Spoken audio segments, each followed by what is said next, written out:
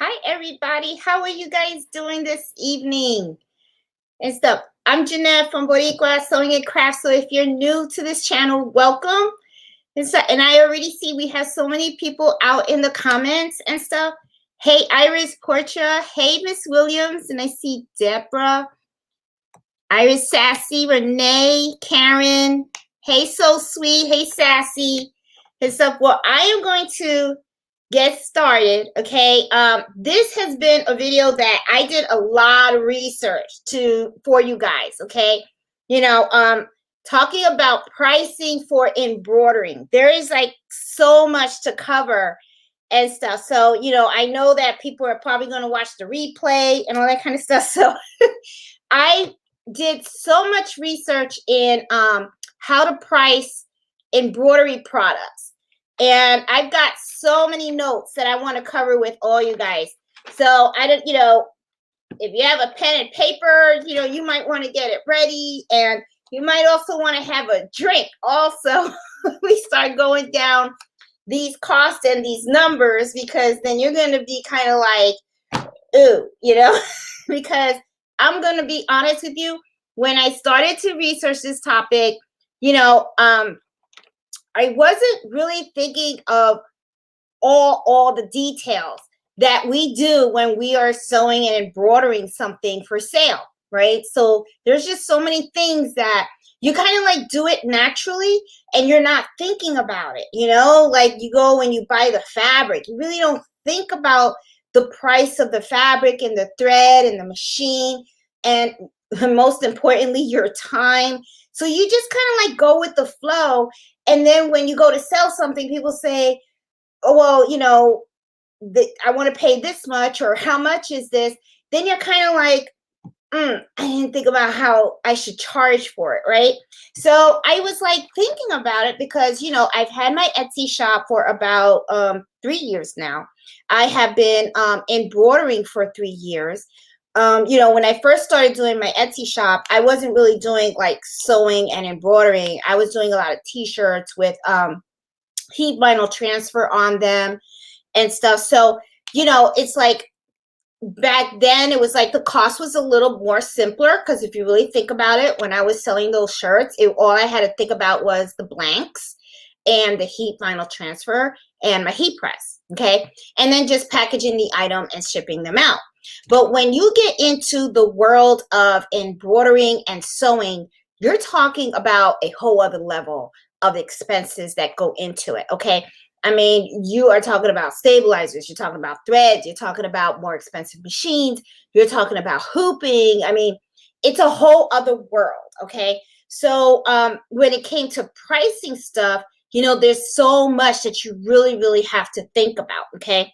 So I want to start off by saying, how, things kind of happen for me. Okay.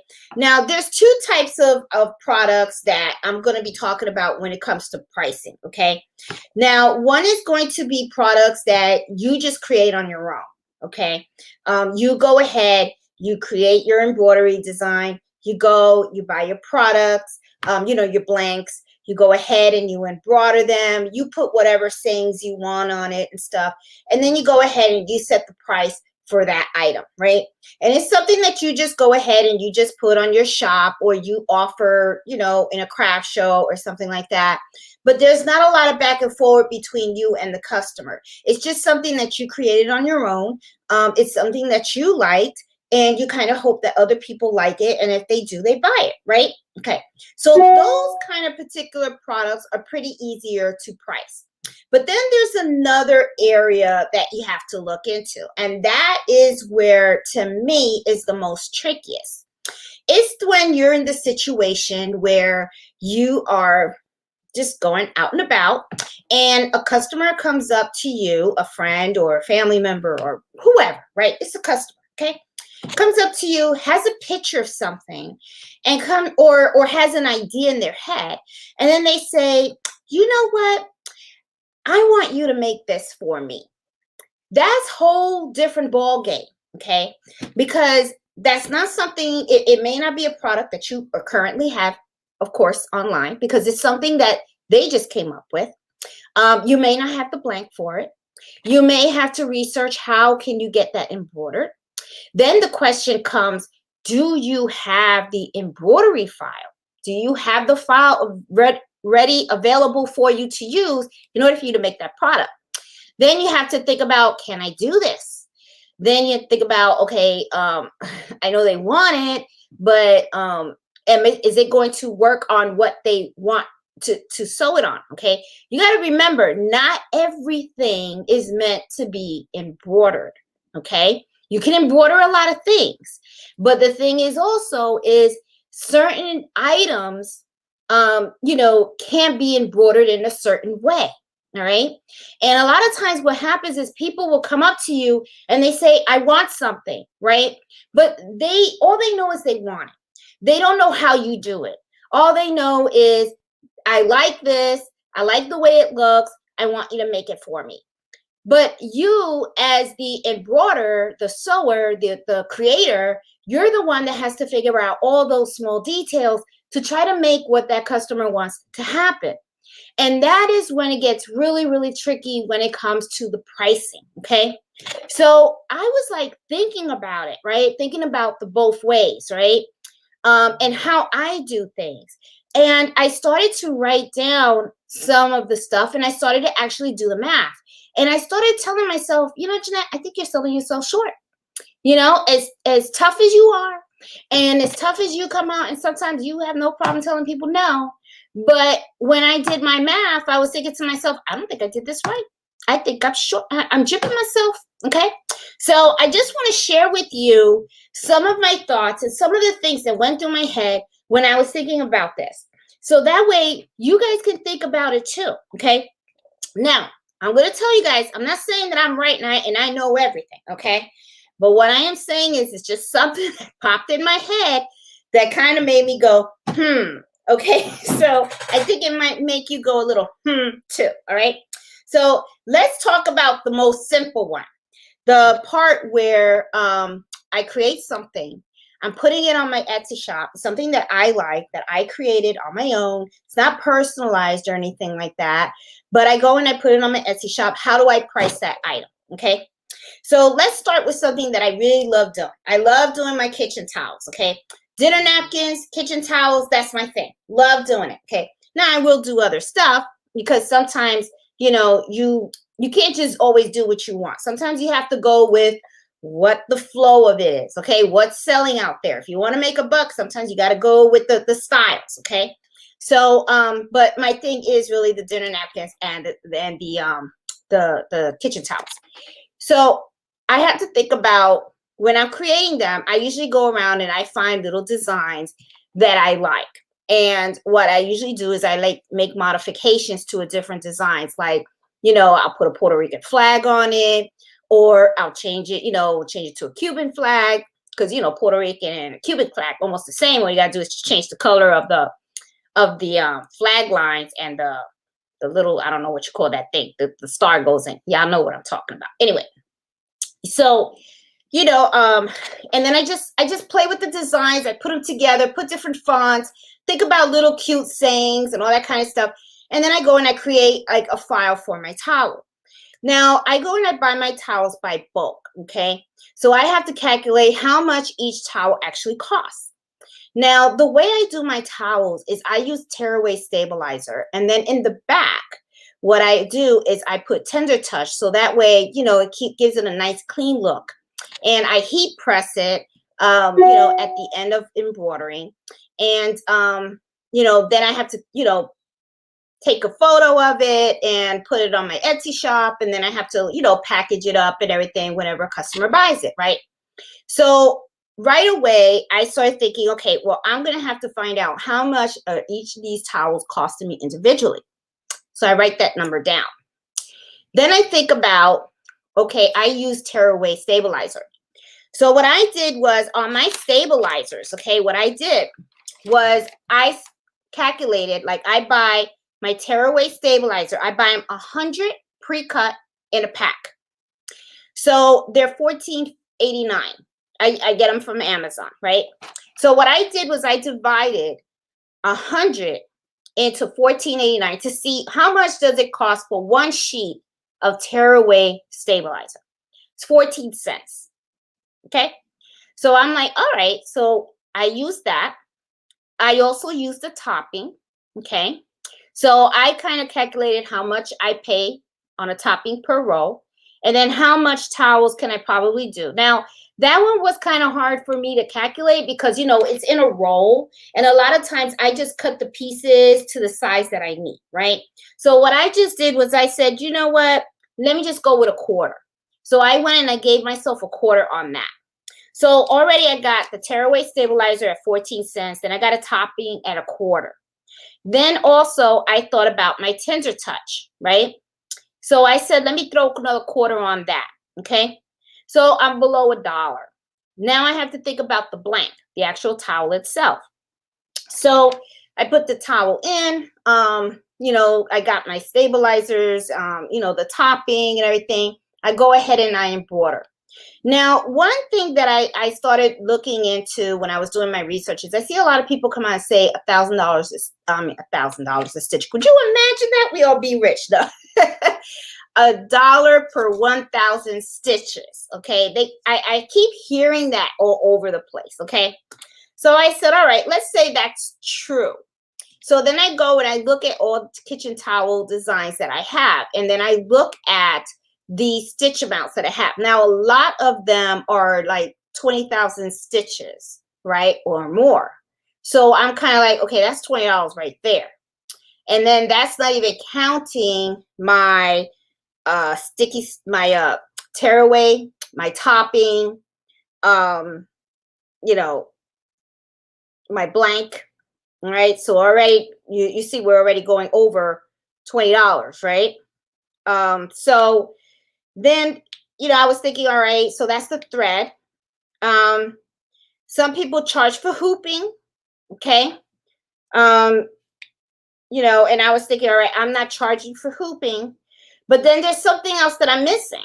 I'm not charging for my time. And I found that throughout the whole research that I was doing and watching other people talk about the pricing and everything, that is the one thing that people forget to put in their price. And I think I did that too.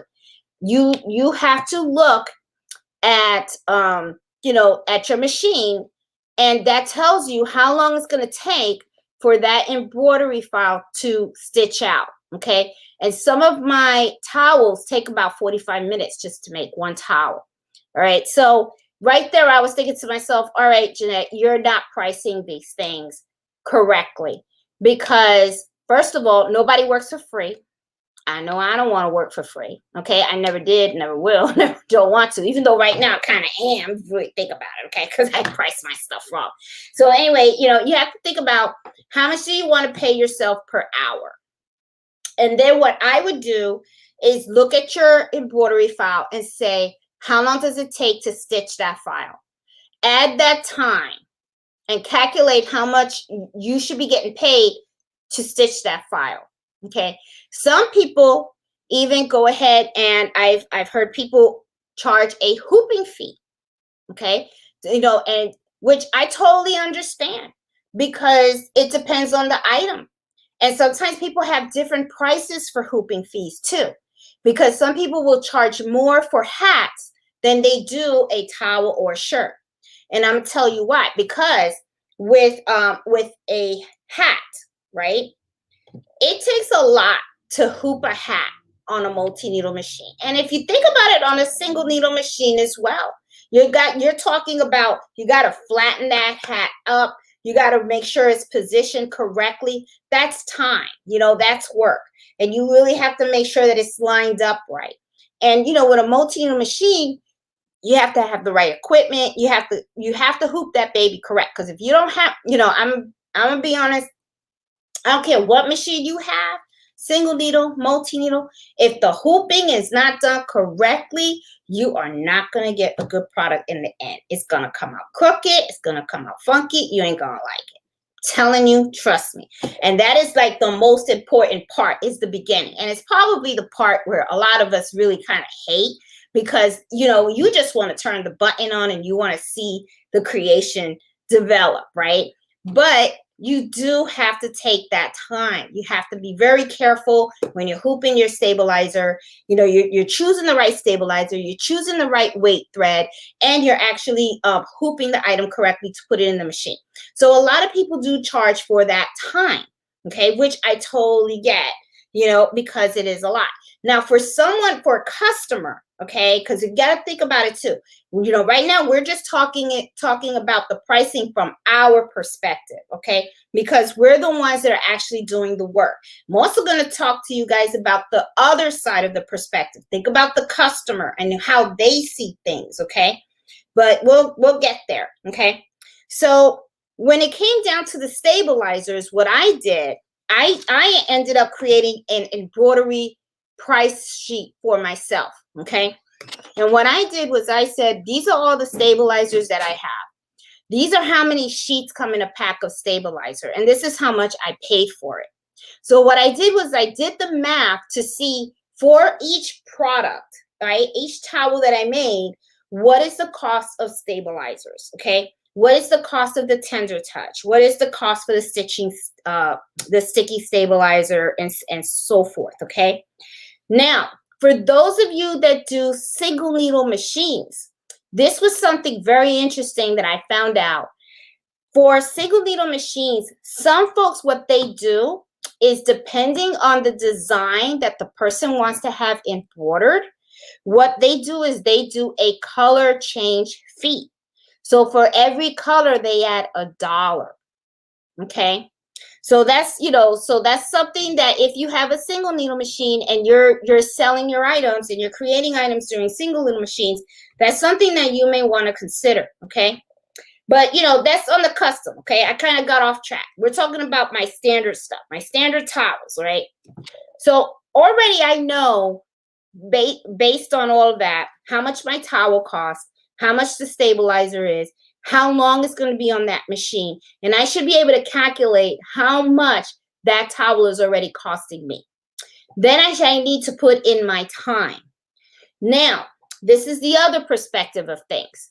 You have to do your research with your products, especially for those products that you're just offering outright. These are not custom products that the customers are coming to you and ask. These are just things that you're creating and you're putting out there for sale, right? What you have to do also is you got to do your research to see what other items are out there that are very similar to what you're trying to sell, okay? Now, the thing is, you have to look at what they're selling those items for. Some people could be selling them at a very high amount, and then some people could be selling them very, very low. Because pricing is so tricky, I feel a lot of times people will undersell themselves. Hell, I'm a perfect example of that. Okay. You know, you don't really pay attention because you're just starting off in your business and you're just learning. You're just learning the rap. Okay. You're just learning all the ropes around and stuff like that. And I'm gonna be honest, the best way to learn is to make the mistakes. When you make the mistakes, that's when you learn, and that's when you never forget the mistakes. I mean, you know what to do. So anyway. So, you know, you have to do your research and look around and see how high are these prices? I would go ahead and I'll look at all the kitchen towels, and then I'll say, okay, I see that some people are selling kitchen towels for like $25, and then I see some people that are selling kitchen towels that are real low, like maybe for $8 or $10. But then when I look at those that are very low for $10 or $8, I have to really look at the item and say, okay, is the good quality of the towel that I'm using? Is it that maybe their designs doesn't have as many details as my design? Okay. How unique is my item compared to those that are already on the market? Then I also have to look at the most expensive towels, okay, and ask myself, why are they so expensive? Why is someone willing to pay $50 for that towel, okay? Is it the quality of the towel? Is it that, you know, the quality of the stitching and stuff like that? And then just looking at that as well, and then already knowing, because I did my homework, how much I paid out of pocket to create this item, is when I can decide what kind of price I should charge. Okay. Now, my thing is, I don't ever want to be the one with the highest price. Okay. For the simple fact that, you know, think about the consumer. All right. Now we're switching hats here. Okay. Now we're no longer the embroiderer. Now I'm the buyer. I'm the one that's going on Etsy and I'm going through all the towels and I'm looking to see what I want to buy, right? People are price conscious, okay? If you're going to pay big bucks, they have a certain expectation for it. Now, I'm not saying that the item that you do is crappy, okay? But what I am saying is that for the consumer, sometimes if it's too pricey, they may have certain kind of level of expectations, okay? And hopefully you meet those expectations. But if you don't, the last thing you want is a bad review. Then what happens if, the price is too low? You end up changing yourself. And then at the same time, what could happen is people will, come out and say, oh, maybe it's cheap. That's why it's $8. It's a cheap towel and stuff like that. They'll have low expectations of your item. So to me, I feel like it's sometimes better to kind of go a little bit, and I'm not saying a lot, but I'm saying just a little bit above the middle. Okay, the middle, but a little bit up. That's how I would do my ordinary stuff. So I did change the prices on my towels in my shop. I did increase a couple of them a bit. I made sure that when I'm asking for personalized towels, because personalized means that I have to actually go into my design and change the person's name, I want to get charged for that. Okay, I want to get paid for that. So I charge people for that. I think I said I want to get charged for it. I want them to get charged for it. I want to get paid. Okay. So anyway, so what I'll do is I went and I adjusted a lot of those towels on my site already. So and to me, it's just a simple name check. I already have the file and stuff like that. Now, for those others that don't require a change in the name because they're not personalized or anything, I could easily go into my machine and I just select the item and I just stitch it out. I mean, because it's already done. I don't have to redesign anything. I mean, it's just a repeated process, okay? It's just me grabbing the towel, the stabilizer, hooping it, stick it in the machine, pick the right design, hit that start button, and walk away, and I'm good. Now, because also that I have multi-needle machines, I don't really charge. I'm not charging for thread changes for the simple fact that unless I have to actually go past 10 colors, okay, then in that situation, I'll probably say, okay, maybe I won't charge for one color change, but if I have to change colors for another 5 needles or 7 needles or 10 needles, yeah, there's going to be a color change in the next sale. Okay. So, this is just, to me, that's how I look like I'm going to deal with the items that I regularly do on my own, that I design on my own. I hope I'm not confusing you guys, okay, with what I'm saying. And if I am, let me know, okay? So, so just something to think about, okay? So now I just covered those items right now of the stuff that I just design on my own, that I think are kind of cute in my cell, and then I go ahead and I just embroider them, put them on my shop, okay? Now, this is the one that's a little sticky, okay? This is where your friend or someone comes up to you and says, oh my God, this is so cute. I really like this. Can you do this for me, okay? And that is when it gets a little sticky, because right away, first of all, they want to know yes or no, can you do it? Okay. And then they want to know how much you're going to charge me. Okay. And that's where it gets a little sticky, because first of all, you just saw it. And there's a lot of questions that have to be answered. Okay. All right. Cute. Nice. What do you want? Like, do you want it on a jacket? Do you want it on a hat? Okay, and then if it's a hat or a jacket, what material is the item? Okay, do you have that blank, or do you have to go out and get that blank? Okay, I personally like to get my own blanks for the simple fact that mistakes happen. And if you bring a blank to me and I screw it up, then I'm kind of like responsible and I have to replace it. Okay, So I don't like being in that situation. So when it comes to certain items, I may do it because I'm very, very confident that I know I can embroider that. But if you come to me with something that I look at the material and I'm kind of like, gee, I don't know, because maybe it's just too silky, or I just don't know. You know what I mean? That's where I'm kind of like iffy, and I kind of like pull back and I go, no, I'm not gonna do it, and stuff like that. And I'm gonna tell you guys, just because somebody comes to you and says, you know, can you do something, doesn't mean you have to do it. You can always say no. There is nothing wrong with saying no. Trust me. You know, if you ever feel any kind of way about a certain job, say no, for the simple fact that if you say yes, something goes wrong, you're going to be kicking yourself because you didn't say no. So I'm just saying that, okay? So just putting it out there, keeping it real, okay?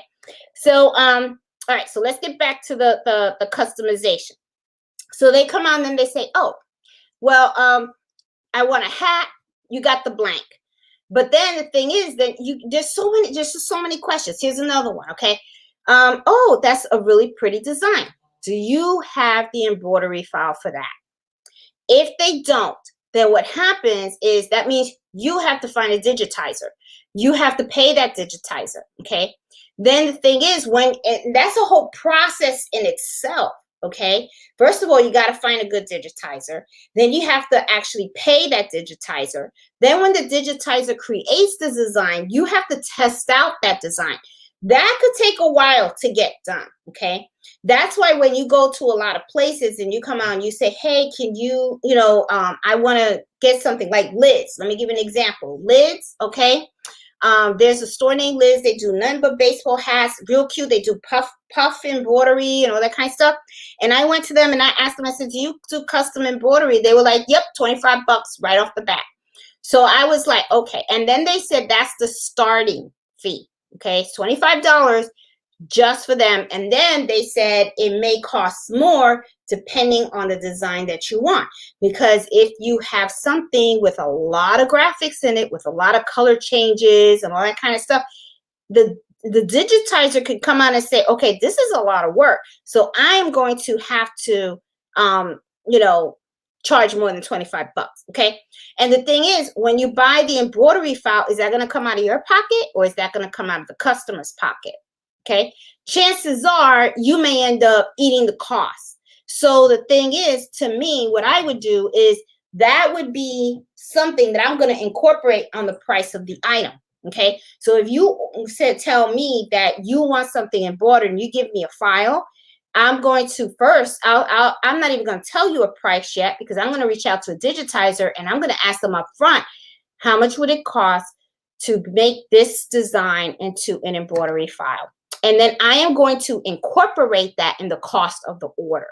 Okay, so it's just something that, something for you guys to think about. Okay, when people come up with, that's another, I lost my track. I think I'm getting old. Okay, so the embroidery file, you got to think about that.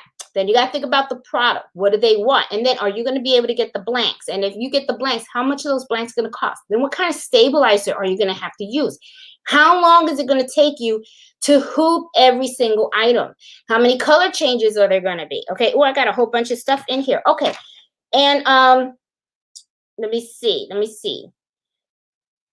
I also, okay. And then all right. And the color changes and stuff. There is something else that I wanted to tell you guys too. For those of you that do applique, there is something that I found out. Some people, what they do, okay, and let me tell you, like, those personalized shirts. A lot of people are making the personalized shirts.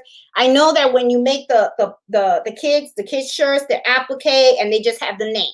Once you have the design doesn't change. All you guys do is just change the name, right? And that's cool. Okay, already you should have a standard price for that. But when you are pricing that particular shirt, one of the things that I found out that some people are doing is for every piece of fabric that they have to cut in the design of the applique, they charge $1. Okay. And or $1, or they charge 50 cents or whatever. They take into account the fabric, take into account the heat vinyl transfer that you put in there, because you think about it. Every time you're putting in a piece of fabric, that fabric costs money. Okay. Fabric's not free.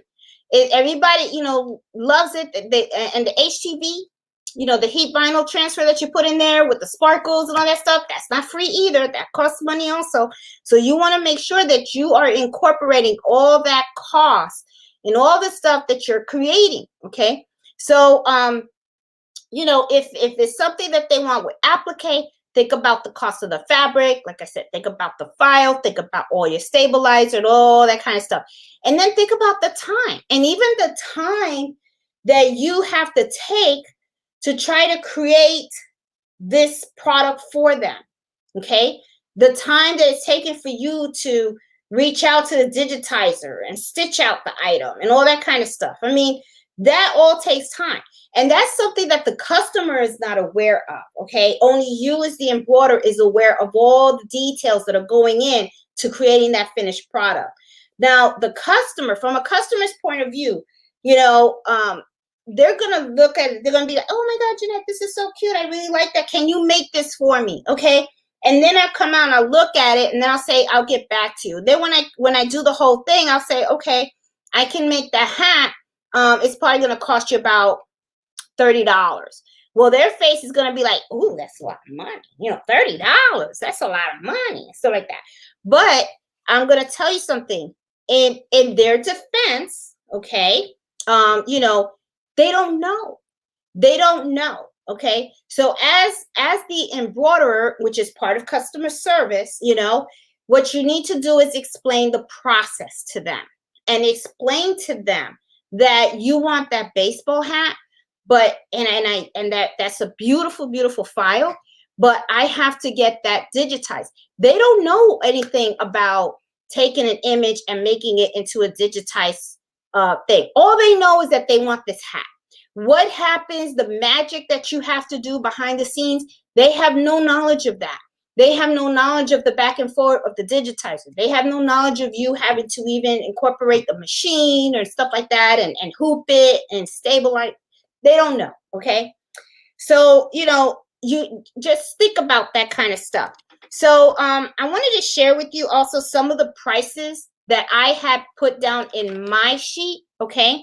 Because I created an embroidery file sheet. I got all into this. I'm telling you, I was with the calculator and I was kind of like, oh, now I'm gonna be honest. I'm stapling this, okay, to my notebook. And whenever somebody asks me for any type of customization now, I will not jip myself anymore. I'm gonna be like, okay, let me get back to you. And I'm gonna run my numbers. And it is what it is. This is the price. And if they want it cheaper, you can go somewhere else. Because as far as I'm concerned, I'm not going to work for free. Okay, that's just me, But because embroidery is work. It is a lot of work. This is not easy stuff. Okay, it is not easy stuff. And and the thing is, think about it, this is just little stuff that you incorporate in making that product. We haven't even talked about your embroidery machines yet. That's an investment. We haven't even talked about the electricity that you're using from your home to make these items and the space that you have given up so in your home so that you can create your shop. Okay. That's a cost too. All right. And we're not even talking about advertising costs. We're not even talking about the cost if you set up a Shopify or you set up a Etsy. That costs money too, okay? Because Shopify ain't going to be hosting your stuff for free, and neither is Etsy. Etsy, as soon as you create a listing, they tell you exactly how much it costs. And as soon as you make that sale, you best believe Etsy takes their cut. So, these are all things that are flying out of your pocket. And And the thing is, you want to make sure that when you are creating your items and you're pricing them, you are actually making this stuff and making a profit. Nobody's working for free, okay? Unless you're a hobbyist and this is what you want to do, okay? Now, they are some special people in my life that, you know, I do give them special pricing, okay? Like I have a friend that he has cigar clubs, and I give him the special pricing because he was actually my very, very, very, very first embroidery customer. So he can ask for whatever. And I guess I will always have a special heart for him because I feel like he was one that always believed in me. And, you know, I got him. Okay. Now, don't think though that I'm not making a profit either, because see, the thing, my relationship with him is a little different. Okay. He actually gives me the orders, and all I do is the towels. So all I'm talking about is stabilizer, tender touch, thread, towel. That's it. There's no shipping or anything involved. You know, he texts me the order, and I write down the order. I create the order. He comes over, he picks it up. There's no Etsy involved, so I don't pay no fee or anything like that and stuff like that. So all I have to do is go in QuickBooks, give him an invoice, and then he goes and he pays me. So in those situations, I'm good. Okay.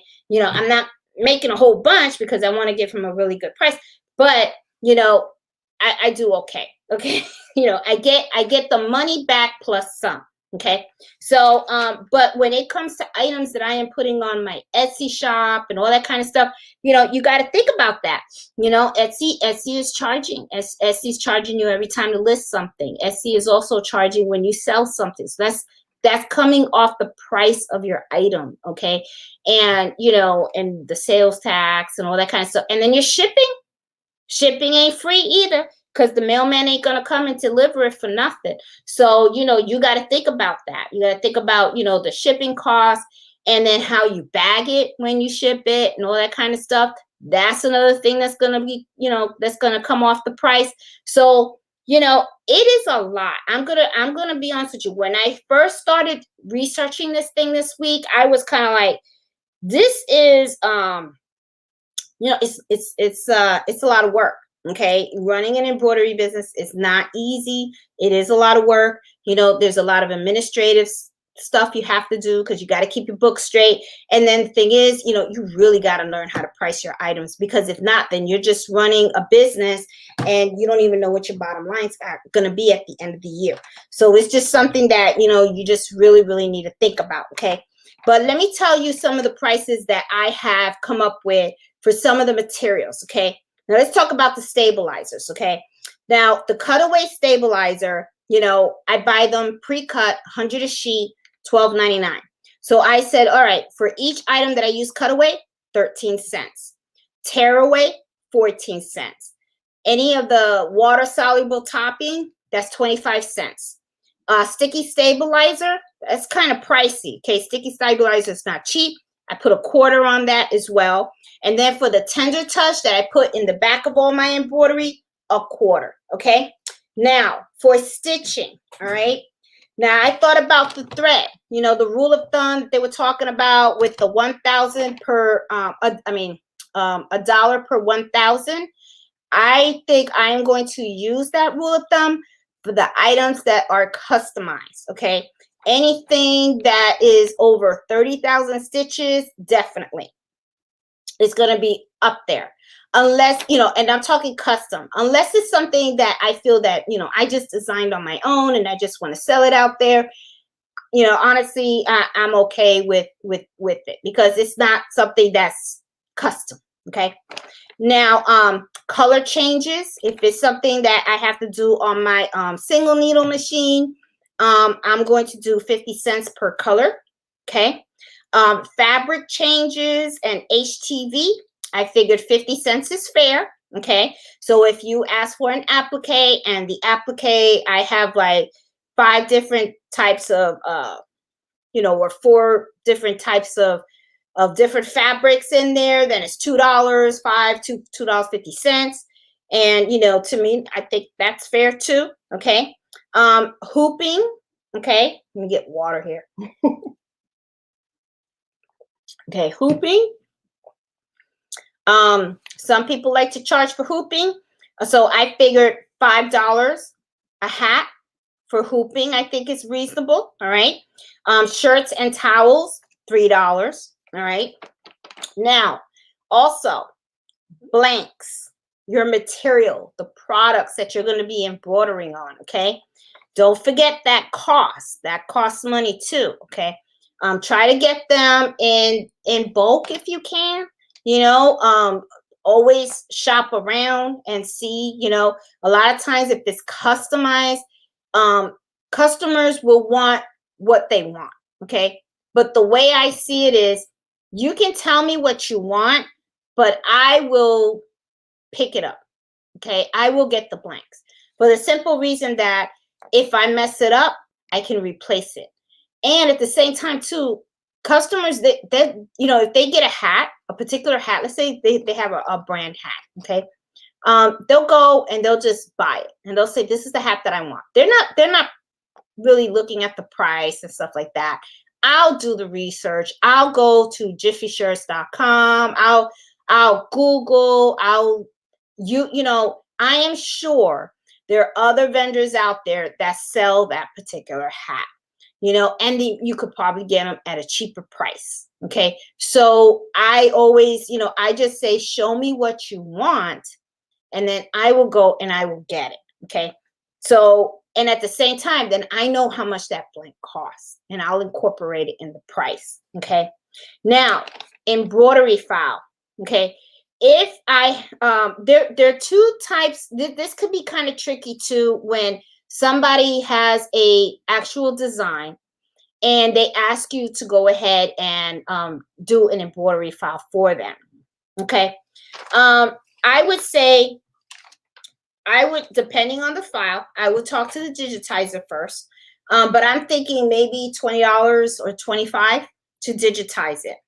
However, though, I know that there may be times when somebody approaches you and says, hey, I want you to digitize or create jackets for me. And then you go ahead and you digitize the file, and then they want the file. Now, I feel kind of funny about that. And this is how I see it. If you want the file, then you not only need to pay for what I paid for the digitizing, but you need to pay me for my service, because I was the one that took the initiative to take your logo and get that file digitized. Okay. And my price is not going to be cheap.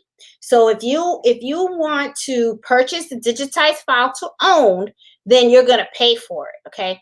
Now, the thing is, I prefer to keep the digitized file for the simple fact that, let's say, you know, you want to buy 20 shirts from me. Okay. And this is the file. You give me a file, the graphic or whatever. I'll go ahead and I'll make those 20 shirts. I already got the file.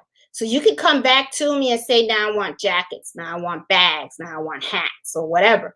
I got the file. I'm familiar with the file. I know how it stitches out.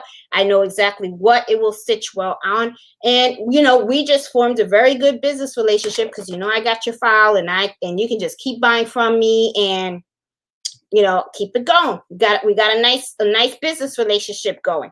Now, if they want to buy the file to own, okay, then my thing is you're going to pay for it, because I got to make it worth my while. Okay. For the simple fact that after I make your shirts, you have the file. You can go ahead and buy your own machine and create your own stuff. You can go to anybody else and have them digitize it for you. Meanwhile, I'm the one that ate up a lot of the cost of creating that embroidery file for you. So to me, it's like, if you want the file, then, you know, you can have it. I mean, I don't have a problem with it. I mean, it's yours, right? But the problem is you got to pay me my time for it, because I'm the one that actually took that file and had it digitized professionally for you so that you can keep reusing it however you want. So that's just how I feel about that. I could be wrong. I don't know, you know, but that's just my feeling for it. So I know that's the approach that I'm going to take. And I'm probably going to do more research. And I think I'm going to reach out to a couple of people that I know that actually do digitizing for a living. Like I know there's a young lady named Liliana, and she's part of our Facebook group, and she has been doing embroidering for like 25 years. She uses a happy machine, and she has like a room full of embroidery. And I know I'm going to reach out to her, and I'm going to ask her, what do you do in those situations and stuff like that, and get her advice on that, because that's the frame that I'm thinking at. So I don't know if it's the right approach or not. I don't know, people might think it's tacky, but the thing is, like I said, I don't want to work for free. You know what I'm saying? And it's, I don't know. That's just how I feel about it. I don't know. Anyway, also let's also talk about when you create your items. And I think I kind of already brushed on this a little bit. When you go ahead and I like to use Etsy to sell my items. Okay. I do want to branch off, and I do want to do like a Shopify and all that kind of stuff, but I'm going to do all that stuff later on down the road. Right now, I'm kind of content doing what I'm doing, and I'm still working full time and stuff like that. So, I retire in, like, I keep saying this, but it's just because I want to retire. Okay. So I retire in like 4 years. So in 4 years, when I retire, that's when, to me, this is going to really totally blow up. So this is really, to me, my time to learn the craft, learn the ins and outs of running a business, make all the mistakes that I'm gonna make, and just really, really, really learn. Okay. So this is my learning time. Okay. So when I take my stuff and I put it on Etsy, I have to always think about, you list stuff is 20 cents. When you sell something, I believe Etsy takes about like 9% or something like that of the sale price and stuff like that. Then I have to think about the shipping cost. So that's something else that you have to think about. And I think I mentioned that before. But I have that on my list here. But let me tell you also, shipping supplies. Okay, think about this. Okay, the bags that we use. Okay, whenever you create something for someone and you go ahead and you put it in in your little shipping bags, and you put them in the little plastic. Those are not free. You pay for it, right? So to me, my shipping bags are about 13 cents. And then I even put it down by size, okay? Because I have bags that are like 10 by 13. Those are 13 cents. If I have the little bags, okay, which is 8 by 9, those are 5 cents. 24 by 24, 28 cents. And also I thought about my shipping labels, okay? Because I have a label, what you call that stuff? The little label, the thing to make the labels to ship, okay? The one that has the heat, doesn't use the thing. Y'all know what I mean. Anyway, the printer, okay? But it's not really a printer. It doesn't use ink. It uses the thermo printer. There you go. Thermo printer for shipping labels. Well, that is part, of course, I'm not, I use the machine to print the labels, but I have to buy my labels, and they're like 500 in a pack for $19.99. So every label is like 4 cents. So I have to incorporate all of that in my cost whenever I make a sale. Okay. So, let me see. Oh, and clear bags. Look at that. See, I even got the back of it too. Clear bags. All right. Also, I put down my time. Okay. And I said, this is how I want to start to calculate my time. I think I should be paid $50 an hour. Let's just be playing with math. I was just playing around with the math and stuff like that.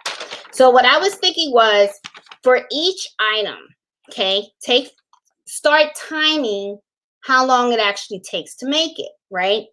How long does it take to hoop a particular item? How long does it take to actually stitch it out? And how long does it actually take to package it up? Okay. And then go ahead and say, all right, so if it took me a half hour or 40 minutes or something like that, then calculate how much that would be in $50 or whatever. If I want to go cheap, maybe that's a little too high. Maybe $50 is a little too high. Maybe I should go down 40 or something like that. But anyway, you guys understand what I'm saying. Pick a number that you want to get paid per hour for your time. Okay. Incorporate that in the price. Okay. And stuff. So the other thing is too, is when you are looking at, when you actually come up with your price, after you take all these things into consideration, and you come up with the price and you say, this is going to be the price for this item. Like I had said before, make sure that you do the research. Make sure that you look and see what similar items are selling. Sometimes don't really pay attention to the items that you see that are very, very low price, because sometimes they could be in the situation where they're just learning, or people just want to push that sale, and they could actually be selling their items at a loss. Okay. So you just don't want to be in that situation, especially if you're trying to start a business. I mean, a business is all about making money. That's why you're in business, because you want to make money. Okay. You're not going to be able to make money by just recuperating the cost of making the items, right? Because all you're doing is you're just hand washing.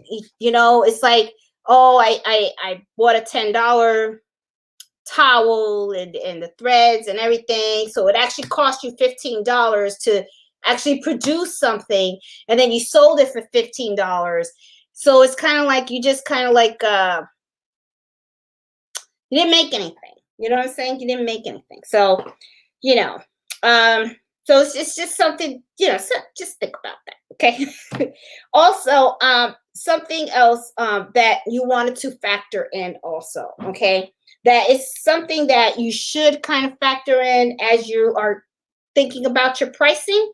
But, think about your machines. Your machines aren't cheap, okay? They cost money, especially if you have multi-needle machines. You're talking about thousands of dollars and stuff like that. So, those are expenses that you have in your machine. Now, and if you think about it, that is an expense to create your product, because without the machine, you didn't create a product. So, it's just something you need to have in the back of your mind. Think about your not only the machine, but also your maintenance of the machine. Okay. Think about all the oiling you have to do and all that kind of stuff. Think about the electricity that you're using to run those machines. Think about your space. Think about the advertising that you do for your business as well. Okay. So what you can do is when you come up with a total of how much all this stuff is costing, try to break it down and add a little bit of that to the cost of each of your products. That way, those products are helping to pay for some of those other expenses. Okay. Also cost of samples. Okay. You got to make samples for your stuff. Okay. Some people, buy the felt to test out designs. Some people just go and buy a plain white fabric to test out designs. That's a cost. Okay. That's, I know in technology, we call that research and development. Okay. Where we have a lab and we're testing out new software and all that kind of stuff. See what works, see what doesn't work. It's basically the same thing in embroidery.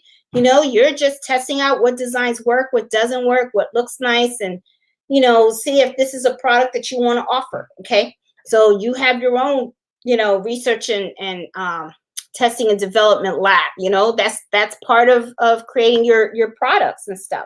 Think about also taxes. You got to pay your taxes every time you make a sale. There's Uncle Sam's coming, that's what I would tell my son, you got to pay Theo, he's going to be coming around, especially on April 15th. And also think about, other indirect costs that you have. When you go travel to go buy fabric, when you go travel to talk to customers to get their orders and stuff and try to find out, what it is that they want to order from you. And, those are all costs, okay, that has to be recuperated in some way, okay, for you to be successful in your business. So it's just certain things that, I'm telling you, I was doing all this research and I kept thinking about it, and I was like, there's just so much detail, now one thing that does help me a lot to keep track of all these type of expenses, like mileage, whenever I'm driving to Joann's, I write down the miles. I use QuickBooks. QuickBooks is really, really very, very good in keeping track of everything. Now, the only thing is you got to find the time to do the administrative side of your business, all right? You have to, and I'm going to be honest with you, that's the part I hate. I really do, because it's like, that's when I have to go to Amazon. I have to download all the invoices. I have to upload the invoices in QuickBooks so that I can make sure that I track every expense that I have regarding the business. Every time I miss the mailman and I have to get in my car and I have to go to the post office, I have to make sure I jot down those miles. Every time I meet with somebody because they're having some kind of event and they want to have embroidered dinner napkins and stuff like that, I have to jot that down too. I have to jot down the travel. I have to, the time and everything. I have to put all that in QuickBooks. It can get kind of like, because it's like, it's a lot, if you really think about it. It's, it's not, sometimes I tell my husband, I feel like I have 2 full-time jobs because during the day, I have to work. Okay. And then, I'm pretty fortunate because right now I'm teleworking. So it's like I roll out of bed and I'm teleworking, but I have to be focused at my job. And then when I shut off that laptop, because of telework, I'm pretty lucky because I can just come up. But before the teleworking and stuff, I was traveling close to an hour and a half each way. So that's physically exhausting because by the time I would get to work, I would be tired and stuff like that. And then I would work, that's fine. But when you get off work and you're sitting in traffic and then you have to drive home, and then you get home and then you change your clothes, all that kind of stuff. And then to have to come in here and turn on these embroidery machines and then work it, man, that's a lot. So it's kind of like, but I will admit, I do like what I do.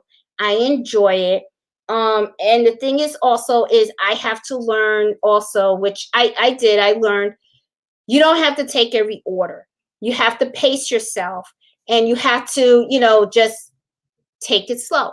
And there have been a lot of times when people have come up to me and then they say, hey, I need 100 dinner napkins. I need 50 dinner napkins, whatever. And I have to tell them no, because I already have orders in line and I can't do it. And people will sometimes come on and say, I'll pay a rush order fee. And I'm like, no, can't do it, because, I don't want to kill myself for it. So you just got to really pace yourself and stuff like that and really understand, because the thing is, it's not just creating a product, turning on a machine.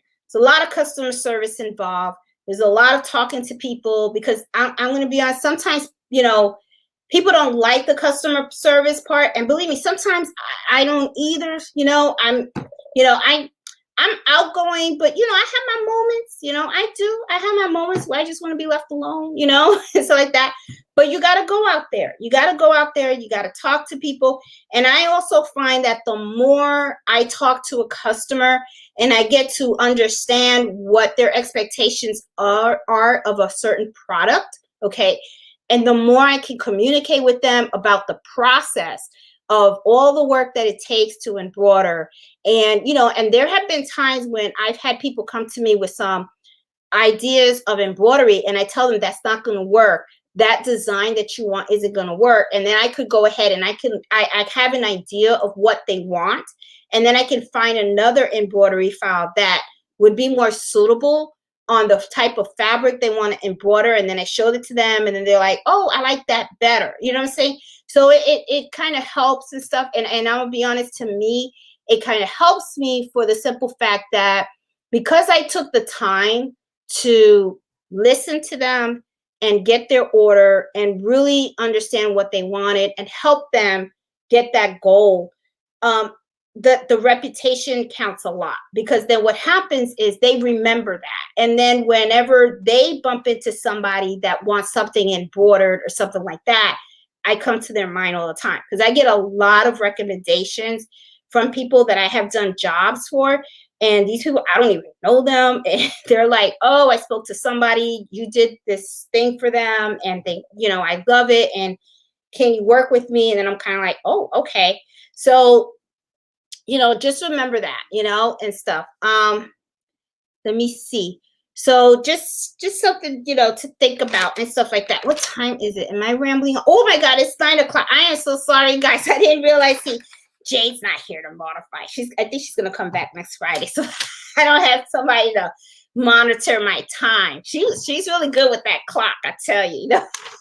So anyway, guys, I'm gonna go through the chat and I'm gonna see if you guys have any questions and stuff like that. I don't have her here with me and stuff, but hey Inez, hey everybody, hey Miss Williams, I see Wade and Iris and Sassy and Miss Brown. Hey Karen, how are you? From Miami. Hey Norma, how are you doing? Hey Ozzy, and I am wearing Ozzy's shirt. I bought one of his shirts from his Etsy shop, and I have to tell you, Ozzy, I love my shirt. I wore it today, got lots of compliments from it, and I was kind of like, oh, I got it from a subscriber and stuff. And I gave the lady my card, and I told her to that I would give them your Etsy shop and stuff. But love, love, love my shirt. You did beautiful job, and I believe you did this on the single needle. Also, gorgeous. Love it, love it. It's my new favorite shirt now. Hey Karen, how are you? Hey Teresa. Let's see, Robin. I see Robin and Sherry. Hey Edna. Hey Harvey, how are you? I see crafting, stitch and heat design. And so if you guys have questions, ask them right away. Hey Sarah. Hey Marvin. I see Lisa, Cheryl. What type of towels are you talking about? Kitchen or bath? Oh, hey, Miss Green, I'm talking about the kitchen towels. I always like to do the kitchen towels. I have done the bath towels too. I did one for my parents, and I'm thinking about putting that in my shop as well. The only thing with the bath towels is that can really get very, very expensive. I bought the bath towels for my parents from Target, and I bought the set, and the whole thing was about like $55. And it took a while to embroider as well. So if I do those bath towels, they're not going to be cheap, So, but I'm thinking about doing something like that and putting that in my shop, because my mom has gotten a lot of compliments on those. Hey Cheryl, how are you? Hey Barb, hi Jeanette. I use a production job sheet that's basically what she just saying, time jobs periodically, know what time in order to have pricing. Bob, that's a very, very good idea. And I think that's exactly what I'm going to do, because I have wrote everything out in here, prices per item. So now what I think the next thing I am going to do is I'm going to probably do a spreadsheet where I can, start to calculate how much certain items are costing me to produce and stuff. So I think I'm going to definitely do that. And when I do that, I think what I'll do also is maybe I'll post it on our Facebook page so you guys can see how I did it. And then maybe you guys can kind of like use that and tweak it so that way you can run your numbers in there too. Okay. So I think that'll help a lot of people, because I really think that this is the area where a lot of people struggle is the pricing. It's and the thing is, I kind of understand, because sometimes when you tell a customer the price of a certain item, you do get a look. They kind of look at you like, "Ooh, is that much?" But the thing is, like I said, they don't understand the process. They don't understand that there's a lot of work that goes behind this. So, it's not just smack it on, So I think that once those conversations take place, because at least that's been my experience with people, I tell them, I go, okay, well, I understand you're saying, that it is kind of pricey, but this is everything that has to happen to get you your end product. However, if you want it to be a little cheaper, then we're going to have to sacrifice a little bit. You're not going to have all these different colors in there. You're only going to have one color, or just not going to do it, because I'm just not going to do it for nothing and stuff. Hey Lisa, hey Felicia and stuff. Love your shirt and message. Thanks, Karen. This is an Ozzy special. Hey Sarah, I'm normally a gifter, and when I do sell things, I know what to change. I sell under myself, and I remember my time. Yes, there are a lot of things that I gift as well. But I gotta be careful with that sometimes, because let me tell you, and I hope my family friends don't get mad at me saying this, but sometimes you gotta be careful with family and friends, because that's another thing too. It's like when I first started doing this, I was just practicing. So when I would make something, I would give it to them, stuff like that. But then I have had situations where people have approached me and they say, I want that. And I'm kind of like, okay, well, it's like, this is how much it costs. It's on the Etsy shop. They don't want to buy it. They wanted it for free. So then all of a sudden it's like, oh boy, here comes the family drama now. Whoa. So anyway, but that's a whole other thing, that's a shout and stuff. Hey Lisa, can someone share a sample production sheet? That would be helpful. Lisa, yes, I'm going to do one. I'm gonna, because I got all these numbers that I did. So when I do that, what I'll probably do is I'll put it on our Facebook group under files. So that way you guys can see the stuff that I got, and then you guys can, feed off of that and stuff, because I really think this is going to help a lot of people. Hey Barb, let's see. I get a lot of people asking for the files. Yeah, Harmony. Yeah, and I don't know how you feel about that, Harmony, but I have a problem because I don't know if I'm doing it right. So I'm gonna reach out to Liliana, and I'm gonna ask her, well, what is her feel on that? Because I feel like you're paying for this digitizing file, right? And the way I look at it is, I had to take the time to go get that file digitized. You didn't do it. I did. I had to use my contact to get that digitized. So that's work, all that back and forward. And then I had to test out the file, because just because you give a file to a digitizer doesn't mean that it automatically stitches out great, because they make mistakes too. So then you have to go ahead and you have to take the file, and then you have to practice and stitch it out, make sure it stitches out nice and clean and correctly the way you want it. And sometimes there are errors, and you have to send it back to them, and they have to like tweak it and stuff like that. So this is one back and forth, and that's your time. So it's like, I think, to me, I just look at it as, why would I not get paid for that? I mean, I don't know. So yeah, honey, I don't know. That's just how I feel.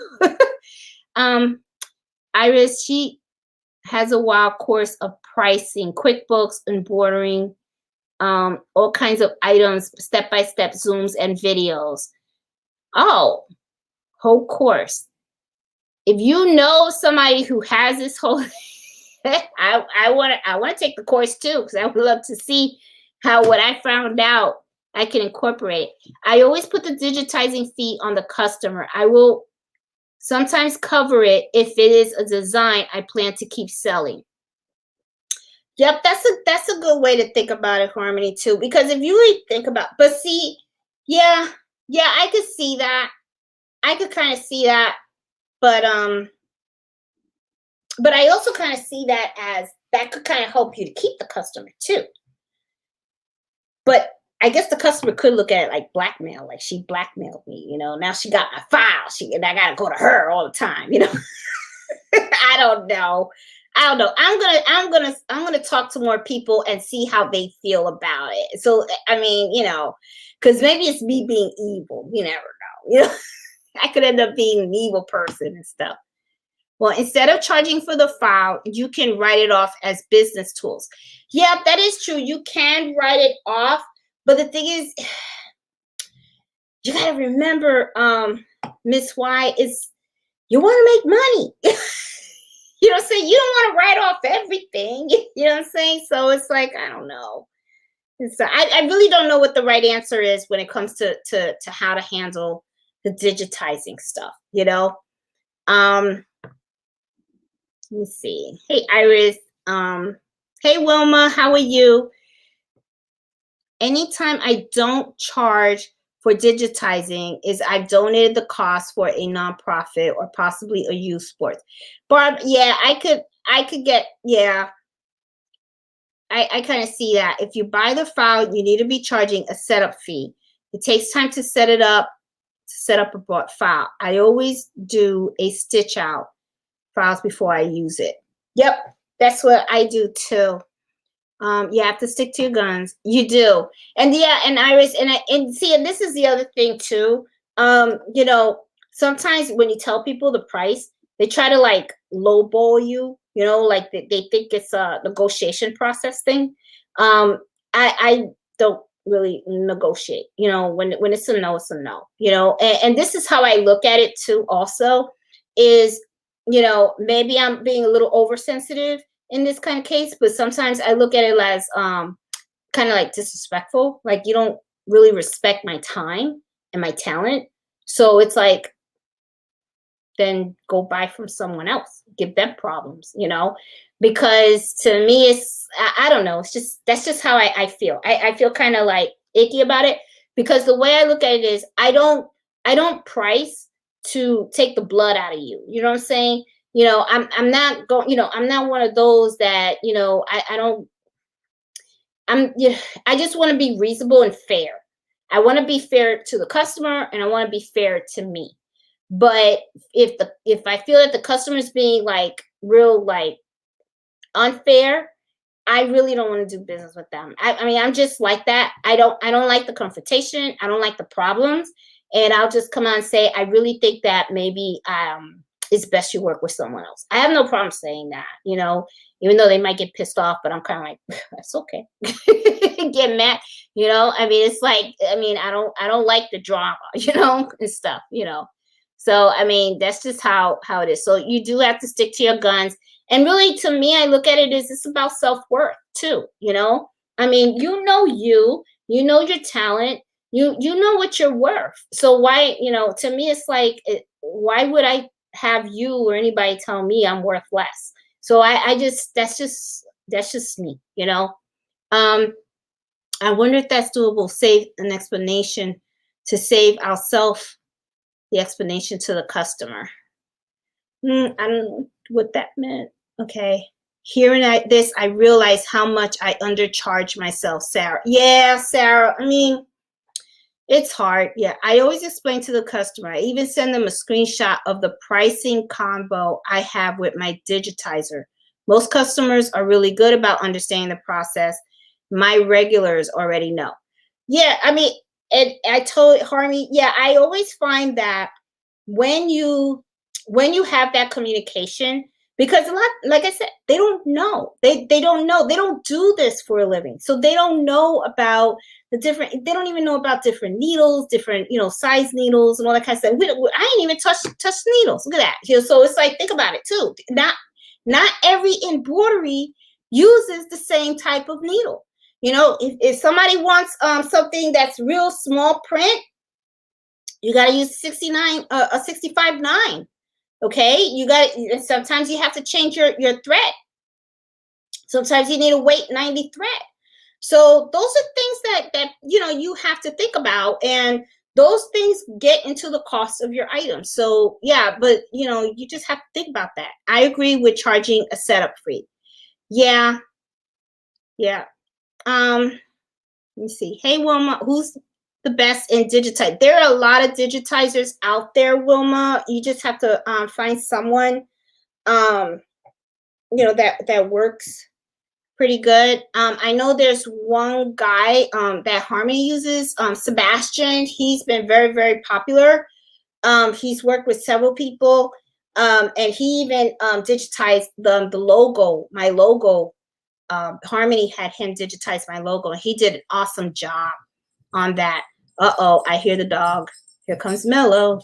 Wow, a dog. Hello, Mello. How are you?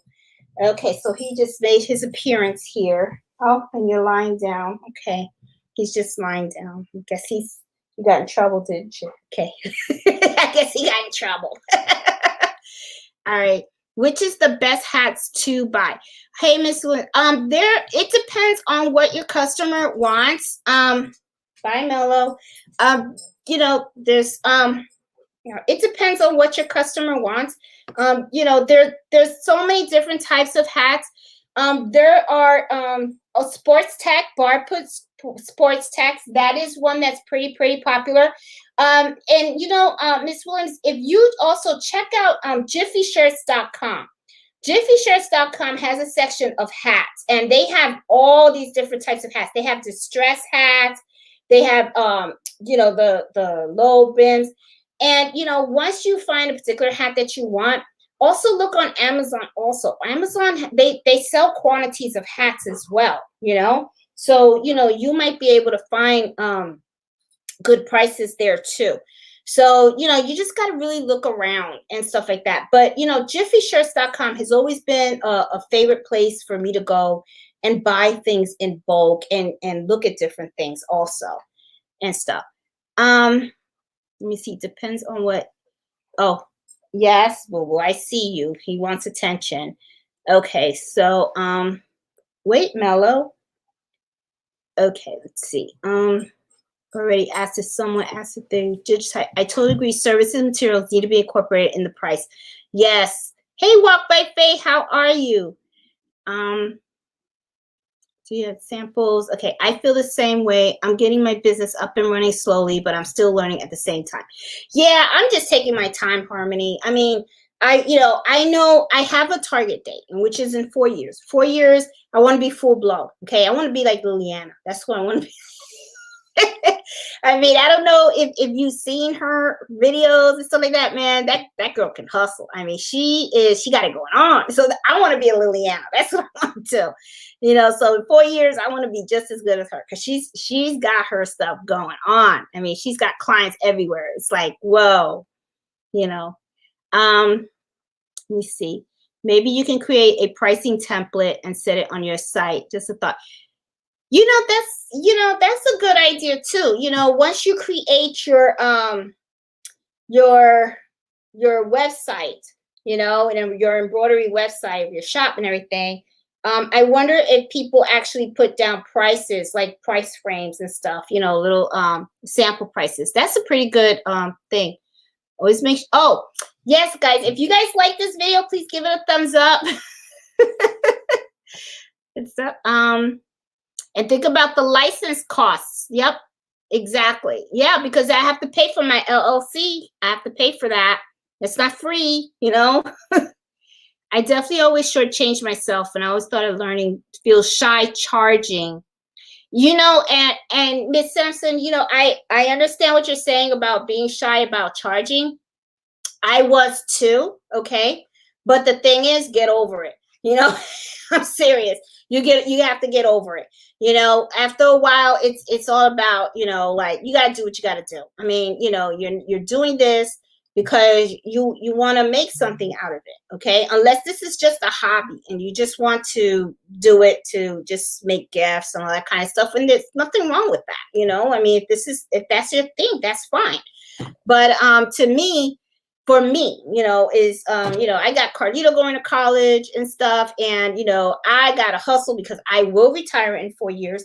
And I do not want my son to graduate from college with student debt. Do not want that at all. So if I have to hustle and do whatever I got to do to pay for his housing in cash, that's exactly what I'm going to do. So he's already good with, you know, tuition and all that kind of stuff because I saved like crazy. I started saving for his college as soon as I found out I was pregnant. So, so I saved plenty. But the thing is, now I have to pay, you know, the money that I saved is just for tuition. And he wants to go to medical school and everything. So that's going to be something. But I got to help him make that dream come true. So that's the whole reason why I want to do this, because I want to do something that I enjoy. And at the same time, I want to make that extra money so I can help him out. So this is really something that I'm hoping can really help me to help him and stuff. I always have a couple of samples and let them know what you do. I work in the area of sports companies. Yeah, and you know, and making those samples costs money. They're not free. Those things cost money and stuff. Oh, brother has a new reveal? Didn't know that. Didn't know that. And stuff. I think somebody put down a new reveal and oh man. See, oh, where's Jade? Okay. Looking forward to Wednesday, August 4th, and Brothers Do Reveal. Love seeing all the new technology innovations. Wishing I could afford it. Oh, well, I had just got a brother 10, the 10 needle. I got a 1055 X. I really wanted that machine because of the scanning capability. And boy, do I use that stuff a lot. I do need to make a video so you guys can see it. I do plan on, hopefully, I do want to get rid, I'm thinking about getting rid of my 6 needle and then replacing the 6 needle. I'm thinking about replacing that with a Melco. I think I'm going to end up joining the Harmony team on the Melco. So that way I can have my 10 needle brother machine because I like that scanning capability, and then I'll probably do the Melco. But I don't plan on making that shift yet until like maybe a year or 2 years from now. That's what my hope is and stuff. All great info, Jeanette. Thank you. Oh, you're very welcome, Sarah and stuff. I'm glad that you're finding this helpful. Customer service is definitely my weakness. Luckily, my bestie is extrovert, and she does most of the customer service for me. Yeah, I have my moments, Harmony. I'm gonna be honest. I sometimes have my moments, and I think I am not very good at I I think I don't, I think it's when I feel the customers kind of being kind of snarky, you know. And right there, I kind of like cut it off, and I go, nah, I don't think this good for me, because this is how I look at it. If the personalities don't blend, and then something happens, then you're gonna talk about me. You're gonna talk about me. You know what I'm saying? So and it's like I don't like the stress. I don't like the problems and stuff. And I'm gonna be honest. That's what I kind of like about when you have your own business. You get to pick your own customers. Okay. I mean, and if I and some, especially if I feel like you're trying to snowball me or something like that, I just I don't want to bother with that. It's like, nah. Let's see. Like always, she doesn't disappoint. Hey, Iris. No complaining from me. Let me see. Really love your shirt. Oh, thank you. This is an Aussie shirt. It is. Hey, Len, how are you? Hey, Miss Parker, how are you? Have you seen any designs to fit? Well, okay, repositional hoops. Miss Parker, what I would do, because I know a lot of people have done designs in repositional hoops. What you would just have to do is you have to make sure that you save that design using your embroidery file. Now, I did do a video on the 5x12 repositional hoop, but what I did was I did the design with my name on it. But I am more sure that one of the things that you can do is that you can buy a design, okay? And then what you do is put it in the software, and if you save it to work with a repositional hoop, what the software will do is it will create the 2 files for you. And you should be able to do that on your single needle machine. So I hope that helps, Miss Parker and stuff. She's, hey, Jeanette, I'm good. I'm good. You looking good too, boo. Hey, Harmony. Hey, Jade. How you doing? I'll try to be there next week. Help Jeanette out. Yeah, Jade, I miss you. I'm telling you. Because it really does help when somebody moderates through the comments and stuff, because I can do this a lot easier. It's exciting to see my clients wearing my t-shirts. Ozzy, your client should be. This is a beautiful shirt. This is one of my favorites now. Are you kidding me? And so you need to please put more shirts out there. Okay, you really do. I mean, because this is beautiful. I actually gotten compliments on my shirts. I mean, and I went out today and everybody was like, oh, that's a nice shirt. I'm like, oh, thank you. And stuff. You're so right. Is asking me for a new hat, matching shirt most weekly. Yeah, I mean, kids, especially young kids, they love those baseball hats. I do undercut myself, make free stuff for activists, and I deeply discount the gift for small business owners Yeah, and I do that too. And Harmony, I do the same thing. Like, I do have some small business owners that approach me now because I know they are small business owners. You know, they, it's hard for them too. Okay, and I'm going to be honest with you. When it comes to them, um, I I just want to recoup the cost of the shirt, the materials, and just a little bit for myself. That's it. I mean, because I like helping other small businesses, and especially with me, even though this is a small business for me, it's not what I'm eating. I don't, the money for this is really to help support my son with college. Okay. That's really it. I mean, I have the money for his college. You know what I'm saying? It's just that I just don't want to really go into my savings. Okay. So any little extra that I make, I try to throw on there. But I'm not going to starve. I'm not going to be in the street. I'm not using this to pay my mortgage and all that kind of stuff. We're going to be okay. Okay. If I don't make a sale. With a lot of these small business owners that I sometimes work with, this is their bread and butter.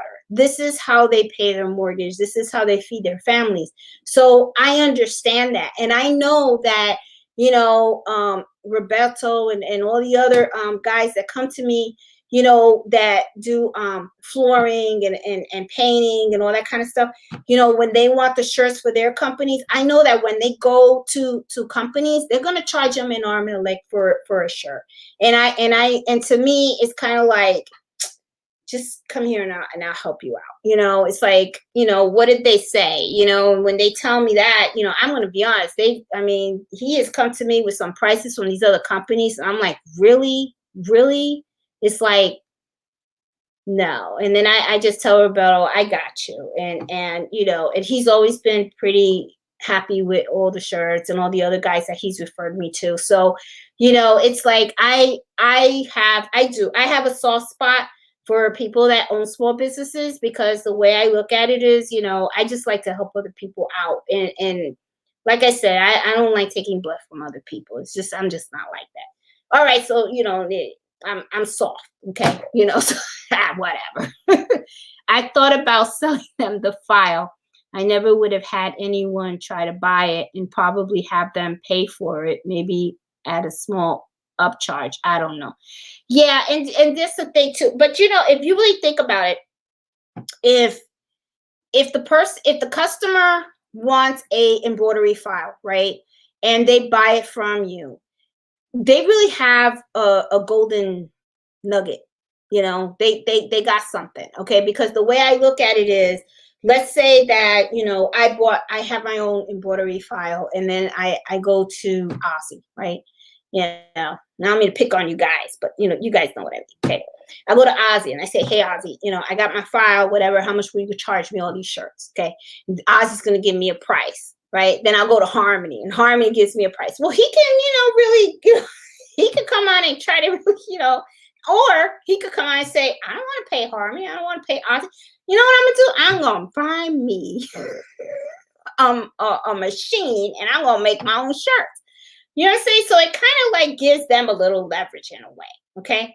And, if you really think about it, it actually does make it easier for the person that they go to embroider it, because they'll be like, I have the file, and all the person has to do is just really take the file.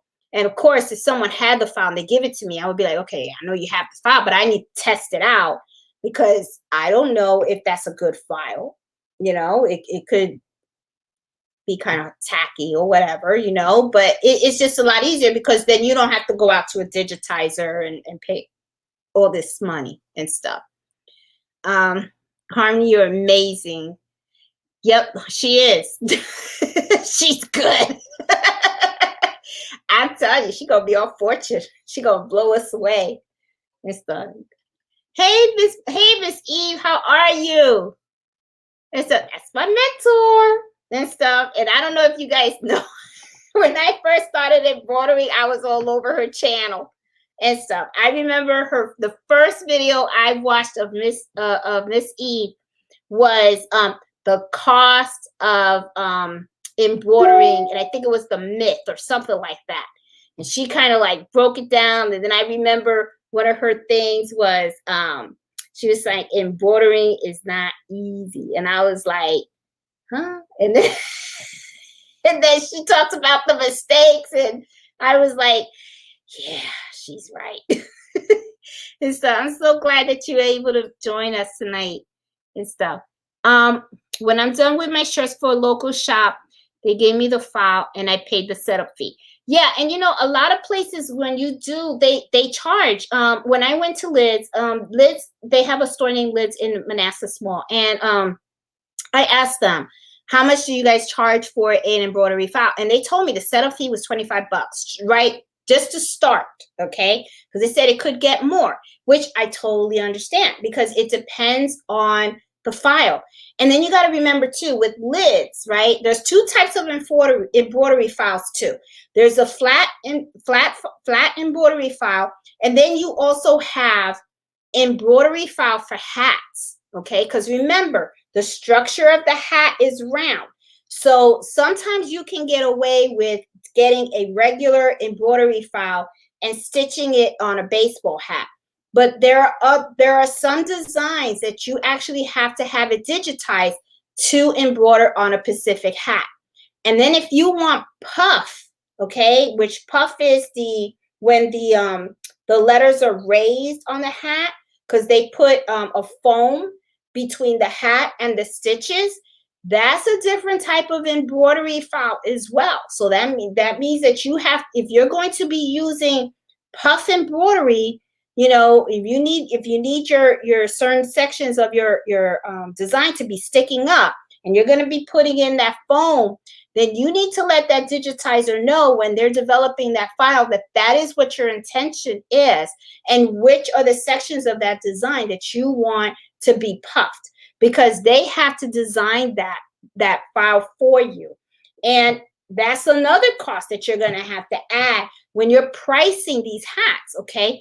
Puff embroidering is not cheap either, okay? And I haven't even tried that yet. I know E from the Baby Booty, she had a video that I watched where she did 3 little balloons. She did a picture of I think it was like a bear holding a balloon, and the 3 little balloons, and she used puff embroidering on the 3 balloons, and she showed how to do it. And I believe she did it on a single needle machine. It was a 4x4 hoop, if I remember correctly.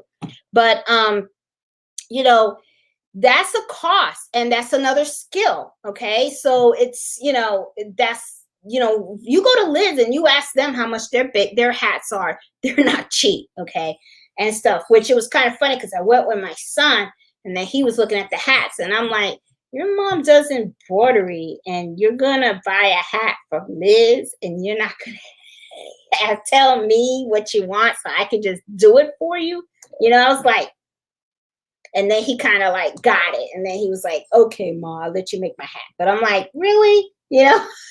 I'm like, okay, and stuff. So anyway, the thing you can sell them, okay, sell them the file, but that doesn't mean the next embroider will do a good job. Take your chances with another embroider. All is good. That is true too. Yeah, that is really true. I mean, not, you know, you could have one person that does your product and does them really good, and then you go to another embroider, and next thing you know, it's kind of like it's not the same quality. I mean, and it could be because they don't have the same machines. They don't use the same threads, okay? Different types of threads, different types of needles, you know, sizes and stuff like that. So that's a big thing too, and stuff. Caps are different needles. I use thinner thread and thinner needles for small writing. And I am starting to really learn about the caps, Harmony. I started doing this one because I joined the wine club in my neighborhood, and I did this hat, and I'm not fond of the way it came out. You know, as you can see, the D is the D right here. It's a little you can see a little white thread. It didn't come out as clear. And I'm a little confused on the hats, okay? Because I was not using stabilizer in the hats. I didn't know we were supposed to use stabilizer on the hats. How you doing, Mel? And, you know, and when I did use the stabilizer, it only stabilized half of the hat. So this is kind of like a practice hat. I'm still gonna wear it because I'm like, yeah, it's a hat. It works, you know. I mean, I'm just not gonna sell it. If they come on, they say, oh, that's a nice hat. I'll be like, well, I'm not selling these hats. I gotta perfect it first, because that's the other thing too. You never want to leave a product from your shop and it's not good. That's, you do not want to do that, because then what ends up happening is people gonna talk about you, right, Mello? We can't have that. No. Okay.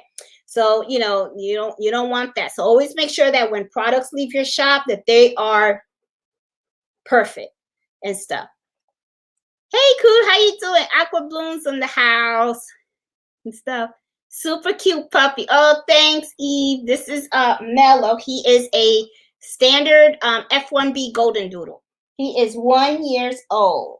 Ain't that right, boo boo? He's bad dog. I just bought my brother SC1900. It arrived Monday, and I have to set it up and play. I want to retire and find myself a new hustle. Hey, Michelle, that's exactly what I'm doing. This is going to be my new hustle. I retired in 4 years. I cannot wait. Right, Mello? Oh, my goodness. Now he's not going to let me scroll. Okay. Wait, boo-boo.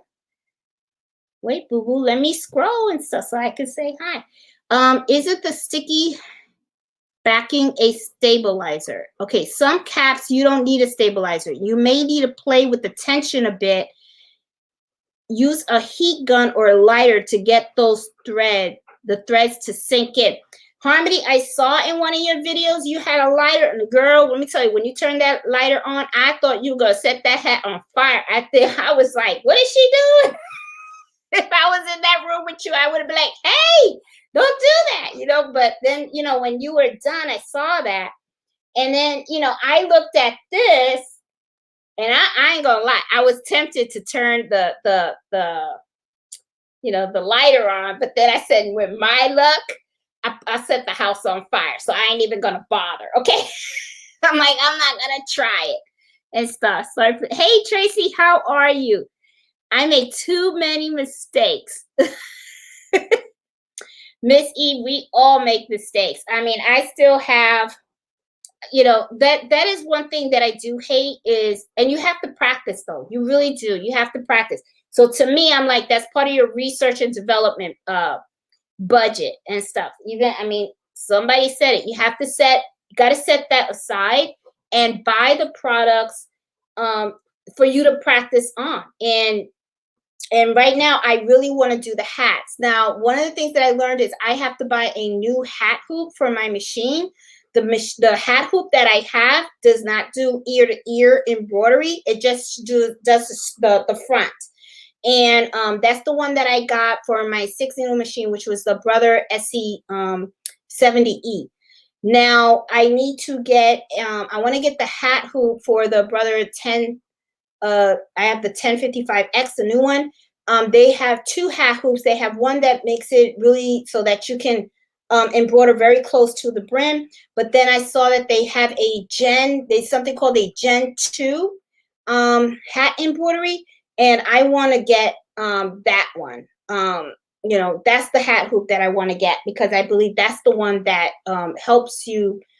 It allows you to have a larger embroidery area, and I want to be able to do that and stuff. So I have to actually, you know, go ahead and learn that and stuff. I'm happy to be of help. Hey, baby booties, honey, you've saved me so many headaches. Let me tell you, her channel is really good, and if for you guys that have not subscribe to, I highly recommend subscribing to Eve's channel. I mean, like I said, when I started to embroider, she's the channel that I was watching. I mean, I am where I am today. Honestly, I say it's because of Eve, and then another lady called Vanessa, and she's the Crafty Gemini. She's the one that was taught me really step by step how to sew, and I've never talked or met Vanessa. Never have. But I watch her channel religiously. And then Eve was the one that I started watching when I wanted to learn embroidery. And I actually like got, oh, hold on. I actually got starstruck when Eve first jumped on my channel, because I was like, oh my God, it's her. It's Eve. That's the lady that taught me, you know, and that meant so much to me, you know, because I kept telling, sorry, I have to keep throwing the ball from. I kept telling my husband, going, oh my God, Eve was on, Eve was on. And my husband was like, who's Eve? I'm like, the baby booty. She has the channel, the baby booty and stuff. So, you know, but now my husband knows who Eve is. Okay. All right. So anyway, guys, I am going to go because Mello, as you can see, he wants to play. He is bringing all his stuff, and it looks like he wants his attention and stuff like that. But I really hope that all the information that I provided you guys tonight was pretty helpful. You know, it was just stuff that, you know, I mean, pricing is a really, really difficult thing when it comes to embroidery, because it's so many things, you know, like customization and all that kind of stuff. You have to take all into that account. And one of the things that, you know, really kind of like, you know, worries me is sometimes we do sell ourselves short. You know, our time is so valuable, you know, and our talents and everything. And you need to make sure that, you know, if anything, you make sure you incorporate that cost into your items and stuff like that. And don't let people bully you or anything into lowering your prices. You know your worth, stand up for your product and your prices. You know, trust me, in the long term, if things will work out. Okay. And the way I see it is, if I give you a fair price, and I'm being fair, okay, because my whole thing, like I said before, it's not, you know, it's not to put my customers in a poorhouse, okay? But I think it's a fair price for the customer and for me. But I feel like if the customer doesn't respect that, I just don't take that customer. I just go, okay, then, you know, you can go to somewhere else, you know, and somebody else can embroider it for you, and good luck with that, you know. Don't feel bad, you know, of saying no. You know your worth. You work really, really hard to get to a certain point in your business, and don't let anybody, you know, undermine that, you know, and stuff. So, you know, so I am going to go because the dog is he wants attention, so I guess I have to play with him and stuff. But I really hope you guys enjoyed this video and stuff. Please give me a thumbs up. If you are new to my channel, please subscribe. You know, and you know, also I have that Facebook group, Embroidery Happy Hour Adventures. Please join the Facebook group, because the Facebook group is a great place for everybody to show off their projects and share ideas, and even ask for advice or help if you need it. If you do need help, you know, reach out to me on Facebook and stuff. I have no problem helping out folks. I do it all the time. It's okay. I like doing it for the simple fact that sometimes, you know, it helps you, and it also helps me also, you know, because sometimes you may come up to me with something that I don't know, and we can figure it out together. Okay. So, you know, hope you guys have a good evening. Please be safe. Enjoy your weekend, and I will see you guys next Friday. So I'll talk to you guys later. I am going to go now and hang out with Mello. So you guys take care, be safe, happy sewing, and happy embroidery. Bye.